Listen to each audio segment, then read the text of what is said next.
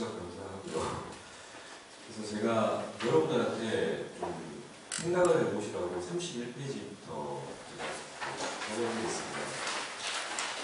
불과 한 10월부터 11월, 10월 이미 두 달 정도 전 세계에서 일어나고 있는 이 사용의 문제와 우리 나라 안에서 벌어지고 있는 문제, 방금 교수님 말씀하셨듯이 사회재판에 관한 부분도 우리나라는 안 하고 있지만 11월 16일 날 일본의 요코하마 지방재판소에 있었습니다. 그래서 우리보다 좀 늦었죠. 이 참여재판이 우리보다 좀 늦었지만 우리보다 빨리 사형 선고를 시민들이 지금 내렸습니다. 그리고 지금 일본 같은 경우에는 피고인이 신청하지 않아도 반드시 참여재판을 하게 되어 있지만 저희 같은 경우에는 피고인이 반드시 신청을 해야지만 참여재판이 가능합니다. 구조가. 참여재판이라는 그런 구조가 좀 틀린다는 점도 있고요. 과연 왜 법관이 양형에 대한 부분, 이 사형에 대한 부분은 물론이고 양형에 대한 부분에 짐을 걸려고 시민사회에 이 부분을 했느냐, 우리가 이걸 한번 생각해 봐야 된다. 저는 느끼거든요. 그러니까 저는 이전부터 사형은 양형이 아니라고 생각을 합니다. 지금 교수님께서는 이게 그 형의 가장 상위인 최고형인 사형을 개시해야 되느냐라고 말씀을 하셨지만 저는 근본적으로 사형이 양형이라고 볼 수 없다라고 주장하는 사람입니다. 왜냐하면 여러분들 죄 있는 사람에 대해서 유죄다 무죄다라고는 얘기할 수 있죠. 죄가 있다 없다라고는 얘기할 수 있지만 구체적으로 그 사람한테 얼마만큼의 적정한 양형을 받을 것인가는 상당히 곤란한 문제입니다. 그래서 어떤 경계면에서 무기형이 되고 사형이 되고 또 유기의 자유형이 되는가에 대한 그 경계면에 대한 부분에 대해서 상당히 이게 쉽지 않은 문제라는 얘기죠. 그래서 특히나 사형은 그렇습니다. 유무죄에 대한 확정은 가능하지만 과연 너는 정말 사형을 받아야 된다라고 얘기할 수 있는가 이거죠. 그와 관련해서 우리나라에서 사형 홍보된 게 33페이지 10월 11월에 여쭤가지고 제가 찾아보니까요. 10월 7일 수원지법 여주지원 경상부에서 가정주부를 24차례에 걸쳐가지고 성폭행을 하는 행범에게 사형 선고를 내립니다. 사람 안 죽었어요.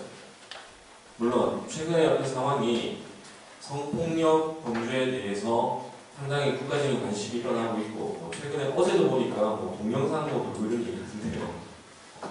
상당히 악랄한 문제죠. 네. 여성들의 관점에서는 죽음보다도 더 치욕스러울 수 있는 그런 상황인데 사람의 생명이 죽지도 않은 상황에서 사형선고가 일어나고 있습니다. 만약 여러분들이 배심원이라면 이 상황에서 어떻게 하시겠습니까? 사형선고 하시겠습니까? 어려운 문제라는 얘기입니다. 왜 그 어려운 문제들을 법관들은 시민들한테 그것을 돌리라는 얘기죠. 화살을 피하려고 하는 거 아닐까요? 제가 너무 불온한 생각인지 모르겠지만 좀 그런 생각도 가지게 되고요. 그 다음에 법관정과 관련해서는 참 법관정이라는 얘기 참 애매해요. 사회통념만큼이나 애매한 개념입니다. 사회상규, 사회통념만큼이나 애매한 개념인데 우리에게 있어서 법관정이라는 게 뭐냐? 그 실체를 한번 파고들면 우리 어렸을 때부터 교육 잘못 받았어요. 그리고 여러분 형법 각칙 보시면은 법이 별로 나누죠. 교과서는 그래도 그나마 개인정법이 가장 위에 있습니다. 그런데 법전의 각칙편에 보게 되면 국가정법이 가장 먼저 오죠. 국가가 먼저이고 37조 2항하고 똑같은 논리 아닙니까? 국가 안전 보장을 위해서, 공공공리를 위해서 개인은 희생될 수 있다는 그런 논리. 상당히 위험한 생각이에요. 집단 속에서 다양성을 가지고 있는 사람이 삐져나오면 쳐내겠다는 그런 생각이, 전제적인 생각들이 아직까지 고수하고 있다는 얘기입니다.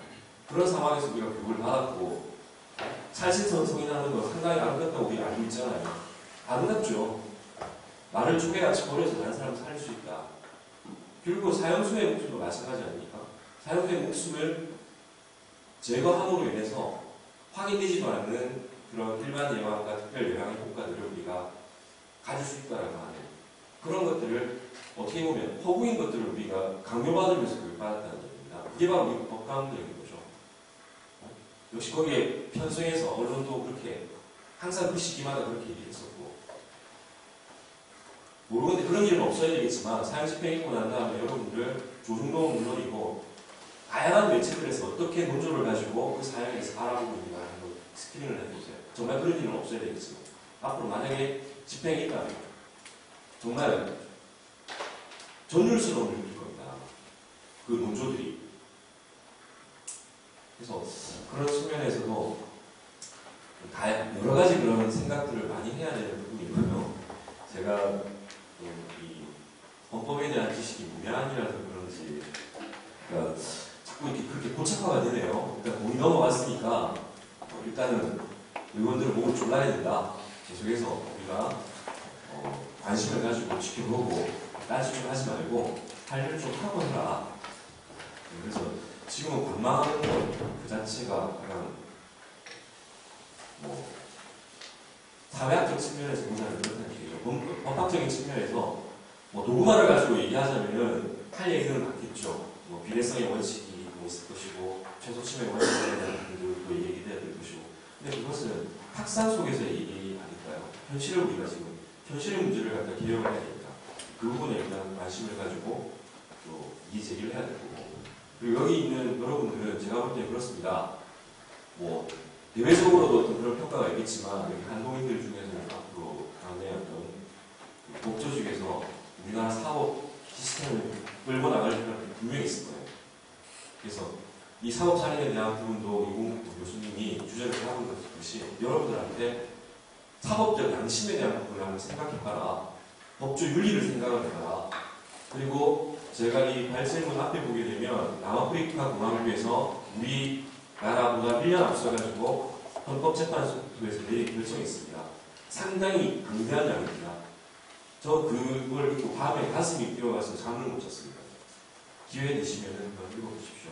원문이든 아니면 여기 나와 있듯이 동아대학 혈교 교수님의 책을 보여서 읽어보시고 한번 읽어보시고 판단을 한번 해봐주십시오. 여러분들이 그 다음에 정말 사법 윤리의 기반을 두고 있는 사법적 양심을 가지고 있는 법조인이 되기를 바라는 그런 마음으로 하고 싶겠습니다. 죄송합니다.